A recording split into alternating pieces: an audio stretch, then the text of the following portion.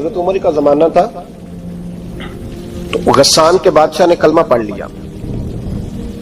جو لوگ غریب کہلاتے ہیں نا وہ ذرا میری بات پہ زیادہ توجہ کریں, غریبوں کو سنانے لگا ہوں, غریب ذرا توجہ کریں. غسان کے بادشاہ نے اسلام قبول کر لیا, اور اسلام قبول کرتے ہی وہ آئے حج کرنے. حج کے بعد فارغ ہوئے تو ایک نفلی طواف کر رہا تھا غسان کا بادشاہ, شاہ غسان.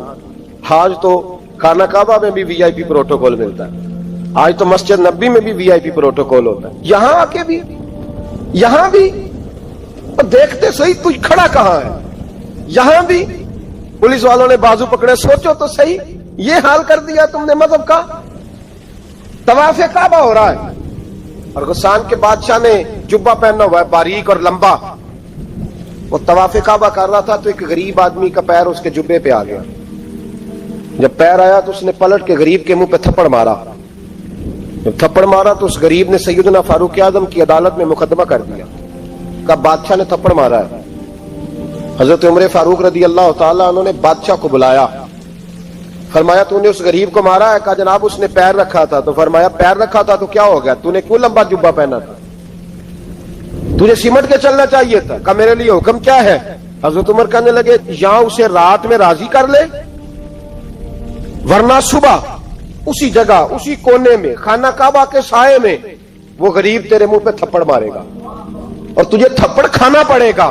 غریبوں سنو سنو, ساری رات وہ غسان کا بادشاہ غریب کی منت کرتا رہا تو راضی ہو جا.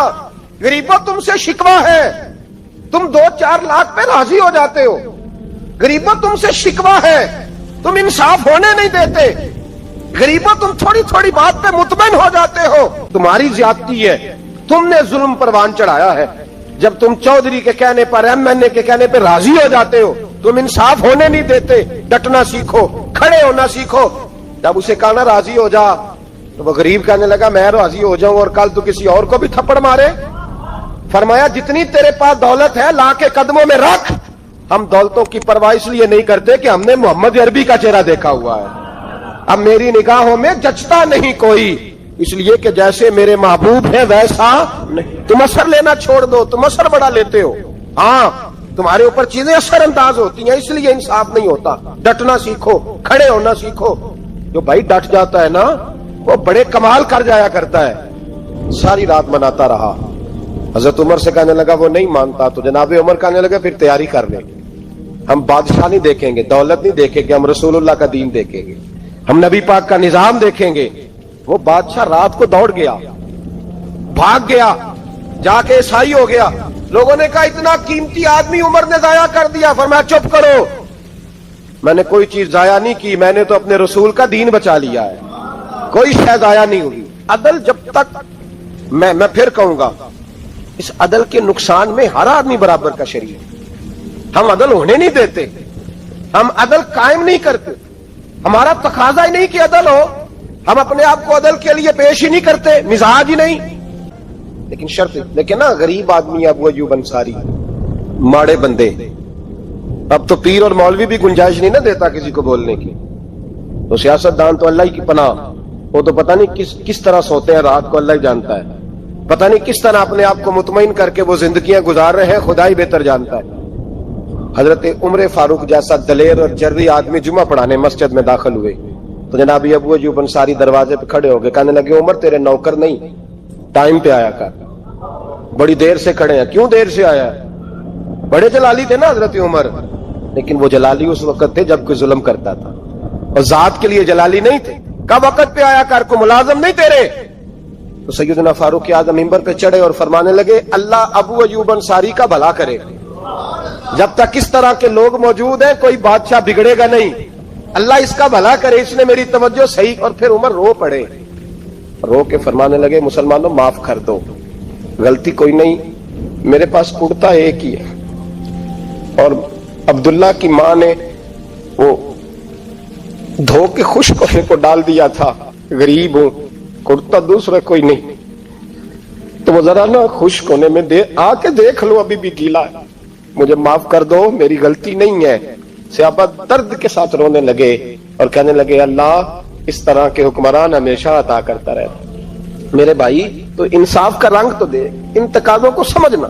یہاں کسی کی جرت ہے بول سکے، طاقت ہے کسی کی، لیکن انہوں نے اپنے آپ کو پیش کیا، سامنے پیش کیا اپنے آپ لوگوں کے سامنے۔ دو مال غنیمت کی چادریں بانٹ رہی ہیں، سب کو ایک ایک ملی ہے۔ فاروق اعظم جمعہ پڑھانے آئے تو اسی چادر کا کرتا، اسی کی تامت، لوگ کھڑے ہو گئے، عمر بتا تو نے دو کیوں لی؟ یہ انصاف ہے؟ یہ عدل ہے؟ کیوں لی دو؟ حضرت عمر کہنے لگے میرا بیٹا جواب دے گا۔ عبداللہ بن عمر بولے، کہنے لگے ابا جی کے کپڑے بڑے پرانے ہو گئے تھے، میں نے اپنے حصے کی بھی اپنے ابا جی کو دے دی ہے۔ دیکھیں نا، یہ انصاف میرے نبی پاک نے کیا ہے، صحابہ نے سیکھا ہے۔ میں اور آپ تیار نہیں، ہم تیار نہیں انصاف کے لیے، ہمارا مزاج نہیں انصاف کا، ہمیں خود بہت سارا آگے پیش ہو کے رنگ دکھانا پڑے گا، اس کے لیے ہماری تیاری نہیں۔ اس لیے ہم حکمرانوں کو گالی دے کے چپ کر جاتے ہیں، اس لیے ہم وکیلوں کے کہتے ہیں بکتے بڑا ہیں، جج بکتے، یہ باتیں کر کے ہم خاموش ہیں، ہم پیش نہیں کر پا رہے ہیں۔ ابھی تک ہم اپنے آپ کو کھڑا نہیں کر پا رہے کہ ہم سے مطالبہ کرو انصاف کا، کھڑا نہیں۔ حضرت علی اور مرتضیٰ ایک جری انسان تھے، اور وہ علی تھے جن پر انسانیت رشک کرتی، اور مولا علی وہ ہستی تھے کہ میرے مصطفیٰ کریم صلی اللہ تعالی علیہ وسلم نے فرمایا اس کے دیدار کو تو فرشتے بھی آیا کرتے نا، بڑا آدمی۔ اور پھر امیر المومنین خلیفۃ المسلمین حضرت علی، خود مولا علی نے حضرت قاضی شریح کو قاضی بنایا، چیف جسٹس بنایا، اپنے ہاتھوں سے تعیناتی کی۔ حضرت مولا علی رضی اللہ تعالیٰ عنہ کی زرہ گم ہو گئی، کافی دیر گزر گئی تو ایک یہودی کے پاس وہ زرہ آپ کو نظر آئی۔ حضرت علی نے ڈائریکٹ اس سے چھین نہیں لیا، حالانکہ امیر المومنین تھے۔ ہمارے ہاں ڈنڈا بھی بڑا چلتا ہے نا، جو طاقتور ہوتا ہے وہ تو تھانے جاتا ہی نہیں، اس کو ضرورت نہیں، اس نے تو بندے رکھے ہوئے ہیں، اس کو تو پتہ ہے کام کیسے لینا ہے۔ لیکن حضرت علی نے آئینی رستہ اختیار کیا، قانونی رستہ۔ قاضی صاحب کی عدالت میں مقدمہ کیا کہ فلاں یہودی کے پاس میری زرہ ہے اور وہ چوری ہو گئی تھی، گر گئی تھی، گم گئی تھی، مجھے دلائی جائے۔ قاضی صاحب نے بلا لیا یہودی کو، امیر المومنین بھی کٹہرے میں۔ قاضی صاحب کہنے لگے اس سے کہ زرہ تیری ہے؟ اس نے کہا جی میرے پاس ہے تو میری ہے۔ قاضی صاحب کہنے لگے حضرت علی سے گواہ آپ کو دینے پڑیں گے کیونکہ مقدمہ آپ نے کیا ہے، اگرچہ وہ امیر المومنین ہے۔ توجہ ہے بھائیوں کی، سمجھ آ رہی ہے باتوں کی؟ گواہ امیر المومنین آپ نے دینے ہیں کیونکہ مقدمہ آپ نے دائر کیا۔ تو حضرت علی کہنے لگے میرا بیٹا حسن گواہی دے گا کہ میری ہے، اور میرا غلام کمبر گواہی دے گا۔ قاضی صاحب کہنے لگے حضور ان کی گواہی درست تو ہے پر میں نہیں تسلیم کرتا، اس لیے کہ بیٹے تو باپ کے حق میں بولا ہی کرتے ہیں، نوکر تو آقاؤں کے حق میں بولتے ہی ہیں، جائیں کوئی غیر جانبدار بندہ لے کے آئیں جو گواہی دے۔ حضرت علی خاموش ہو گئے، کہنے لگے ابھی میرے پاس ایسا کوئی گواہ نہیں۔ قاضی صاحب کہنے لگے چلیں پھر آپ یہودی کو راضی کریں، آپ نے کیوں بلا وجہ گھسیٹا عدالت میں، راضی کریں، انصاف کا تقاضا ہے۔ حضرت علی قریب گئے، کہنے لگے بھیا ناراض نہ ہونا، زرہ تو میری ہے، ناراض نہ ہونا، میں نے غلط مقدمہ نہیں کیا، علیحدہ بات ہے کہ میرے پاس گواہ نہیں تو میں کوئی بے انصافی نہیں کر سکتا، تو میرے ساتھ چل تجھے کھجوروں کا حلوہ کھلاتا ہوں تاکہ تو راضی ہو جائے۔ وہ یہودی کہنے لگا میں نے قاضی صاحب کا انصاف دیکھا اور جناب علی کا انصاف کے لیے کھڑا ہونے دیکھا تو میں مولا علی کے قدموں میں بیٹھ گیا۔ میں نے کہا علی جب تیری یہ شان ہے تو محمد عربی کا کیا مقام ہوگا؟ میں نے کلمہ پڑھنا شروع کر دیا۔ دیکھیں نا تقاضا پورا کیا ہے حضرت علی نے۔ تو وہ کہنے لگا علی تیرے انصاف کے رنگ نے نا، جملہ یاد رکھنا، کہنے لگا یہودی علی تیرے انصاف کے اس رنگ نے میرے دل سے کفر کی میل دور کر دی، تیرے عدل نے میرا کفر توڑ دیا، کفر۔ حضرت سیدنا علی المرتضیٰ شیر خدا رضی اللہ تعالیٰ عنہ فرماتے ہیں بدر کے لیے جب جا رہے تھے تو سواری ایک تھی، سوار تین تھے، ایک سواری اور سوار تین۔ فرماتے ہیں نبی پاک صلی اللہ علیہ وسلم نے فرمایا تین کٹھے نہ بیٹھنا، دو بیٹھے، سواریوں کو تکلیف ہوتی ہے، قربان جاؤں کیسا رسول دیا ہے جو جانوروں کے حقوق کا بھی خیال فرماتے ہیں صلی اللہ علیہ وسلم۔ فرمایا دو بیٹھے۔ حضرت علی کہتے ہیں پہلے میں اور نبی پاک صلی اللہ علیہ وسلم بیٹھے اور تیسرے ہمارے ساتھ ابو درداء رضی اللہ تعالیٰ عنہ۔ فرماتے ہیں جا رہے تھے بدر کے لیے، پہلے میں اور حضور بیٹھے، پھر نبی پاک اور ابو درداء بیٹھے۔ فرماتے ہیں پھر نمبر لگ گیا میرا اور ابو درداء کا، اور مصطفیٰ نے گھوڑے کی لگام تھامی تو حضرت ابو درداء تڑپ اٹھے، کہنے لگے علی نہ طبیعت مانتی ہے، نہ ادب مانتا ہے، نہ عشق مانتا ہے، تو اس طرح کر میں تو چھوٹا ہوں، آپ کہیے رسول پاک سے، آپ ہر لحاظ سے بڑے ہیں، آپ عرض کیجئے کہ حضور نہ ادب مانتا ہے، نہ عشق مانتا ہے، نہ پیار مانتا ہے، نہ تقاضا ہے، مہربانی کرے آ جائیں۔ حضرت علی ہاتھ باندھ کے عرض کرنے لگے محبوبہ ٹھیک ہے باری آپ کی پیدل چلنے کی ہے پر مہربانی کریں ادب پیار اور محبت مجبور کر رہی ہے. تو حضور نے فرمایا علی چپ کر, میں عدل نہیں کروں گا تو لوگ عدل سیکھیں گے کیسے؟ اگر میں عدل نہیں کروں گا تو قوم سیکھے گی کیسے؟ مجھے عدل کرنے دے, انصاف کرنے دے. فرمایا چلنے دے مجھے پیدل, کچھ نہیں ہوتا. تقاضا عدل جب تک پورا نہیں ہوتا. آپ یقین کریں میرے صاحب کہا کرتے تھے میں عدالت کو عدالت نہیں کہتا کچہری کہتا ہوں, اس لیے کہ عدالت وہ ہوتی ہے جہاں عدل ہوتا ہے. یہاں تو حال یہ ہے, بتائیے وکیل کو نہیں پتا ہوتا کہ جو میرے پاس آیا یہ غلط آدمی ہے, وہ اس کی حمایت کرتا ہے کہ نہیں, اس کے ساتھ چلتا ہے کہ نہیں, جھوٹ کے ساتھ آخر تک لڑتا ہے کہ نہیں لڑتا. جو گواہ بن کے جا رہے ہوتے ہیں انہیں پتا ہوتا ہے کہ نہیں کہ ہم جھوٹے کی گواہی دینے جا رہے ہیں. تو پھر کیا سارا ظلم حکومتیں کر رہی ہیں؟ معاشرہ بھی تو اپنی ترتیب بدلے نا, لوگ بھی تو اپنا رنگ بدلے نا, لوگ بھی تو طبیعت بدلے نا. کون منتخب کرتا ہے انہیں ظالموں کو؟ عوام. اور پھر اس کے بعد شکوہ بھی عوام ہی کرتی ہے. خدا را تقاضے سمجھو, مزاج سمجھو, طبیعت سمجھو اسلام کی. میرے نبی پاک صلی اللہ علیہ وسلم نے عدل کا بول بالا کیا ہر مقام پر, ہر نقطے پر. رسول پاک صلی اللہ علیہ وسلم نے عدل عدل اور عدل کی آواز بلند فرمائی. کوئی مقام ایسا نہیں. آپ پڑھیے کتابیں, اگر ایک کلمہ پڑھنے والے اور یہودی کا فیصلہ آیا ہے اور نبی پاک صلی اللہ علیہ وسلم نے یہودی کو حق پہ سمجھا ہے تو نبی پاک نے یہودی کے حق میں فیصلہ دیا. وہ منافق بگڑ گیا ہے, حضرت عمر کے پاس گیا ہے, لیکن حضور نے فرمایا جہاں جاتا ہے جا, فیصلہ وہی کیا جائے گا جو عدل پہ مبنی ہوگا. میرے رسول پاک علیہ الصلوۃ والسلام کے صحابہ کے قریب دنیا داری آ سکی نہیں آئی. حضرت ابو بکر صدیق نے پانی مانگا تو لوگوں نے دودھ دیا, فرمایا پیچھے کرو. ابو بکر نے نعمتیں چھوڑ دیے. اب ابو بکر وہ والا کام کرتا ہے جو رسول پاک نے کیا ہے. فرمایا نہ دودھ شاید پیش نہ کرو, جو مانگتا ہوں بس وہ دو. حضرت ابو بکر صدیق نے بڑے مالدار تھے. حضرت عمر فاروق رضی اللہ تعالیٰ عنہ کے پاس صحابہ کرام جمع ہو کے آئے. کون سا ایسا شخص ہے جس کی تنخواہ میں اضافہ ہو جائے؟ تو لوگ کہتے ہیں نہیں نہیں مجھے نہیں چاہیے. پر ہم نے وہ لوگ دیکھے ہیں, حاجی صادق صاحب کو مسجد والوں نے کہا 1000 روپیہ تنخواہ بڑھانی ہے, تو حاجی صاحب کہنے لگے میرا بڑا سونا گزارا ہوتا ہے, مینوں نہیں بڑے نے. حضرت سیدنا عمر فاروق رضی اللہ عنہ صحابہ اکٹھے ہو کے گئے. کہنے لگے عمر حضور کے زمانے میں بظاہر غربت رہی, جناب صدیق اکبر کے زمانے میں غربت, اب تو بڑی ریل پیل ہے, بحرین سے لاکھوں کا مال آتا ہے, آپ کو بڑے بڑے سفیر ملنے آتے ہیں, پر آپ وہی پرانا کرتا اور وہی تامت جو کئی جگہ سے سی آپ نے کئی جگہ سے پھٹی. اور حضرت عمر ایک دن عید کی نماز پڑھانے گئے تھے تو ننگے پیر ہی چلے گئے.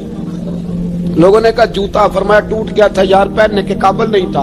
فرمایا ننگے پیر آ گئے ہو, لوگ کیا کہیں گے؟ فرمایا چھوڑو, عمر کے پاؤں ننگے ہیں لیکن عمر کے کردار میں تو کوئی شک نہیں نا, پیر ہی ننگے ہیں نا, کیا ہوا؟ چھوڑو اس بات کو. کوئی پیار نہیں دنیا داری سے, دولت سے, کوئی چکر ہی نہیں. حضرت سیدنا عمر فاروق رضی اللہ تعالیٰ عنہ کو صحابہ نے اکٹھے ہو کے کہا, یہ ہے امت کے بیدار ہونے کے طریقے جو عرض کر رہا ہوں. کہا جناب آپ اب بڑا مال غنیمت ہے اور جس طرح ہر صحابی کا حصہ ہے آپ کا بھی حصہ ہے, تو ایک نیا کرتا ہی ڈال لیں آپ خرید کے. اب جب مشورہ ہو گیا صحابہ میں تو کہنے لگے عمر سے بات کون کرے گا؟ نیا کرتا پہننے کی عمر سے بات کس کو برا لگتا ہے جی؟ نیا کرتا کون بات کرے گا؟ حضرت سیدنا علی المرتضیٰ کا انتخاب ہوا. کہنے لگے مولا علی کی بڑی عزت کرتے ہیں, ان سے بڑا پیار کرتے ہیں, ان سے بات کرتے. تو حضرت علی کو بلایا گیا, عرض کی حضور مہربانی فرمائیں. حضرت عمر سے کہے نئے کرتے کے لیے, آپ فرمانے لگے عمر میری بڑی قدر کرتا ہے, بڑی بات سنتا ہے, پر یہ والا کام نہیں میں عمر سے کہہ سکتا, یہ کسی اور سے کہو.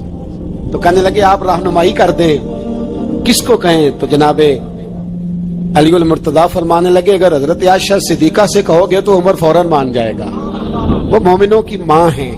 صحابہ حضرت عائشہ کے پاس, اماں جی عمر کو بلائیں, ان کو کہیں بڑے بڑے سفیر آئے ہوتے ہیں, وہی پرانے کپڑے پہن کے بیٹھ جاتے ہیں. اللہ اکبر. حضرت عائشہ نے پیغام بھیجا, فرمایا عمر کو بلاؤ. عمر فاروق دوڑے ہوئے آئے, پردے کے پیچھے حضرت عائشہ کے پاس گھٹنوں کے بل, اماں جی دیر تو نہیں کر آیا میں آنے میں؟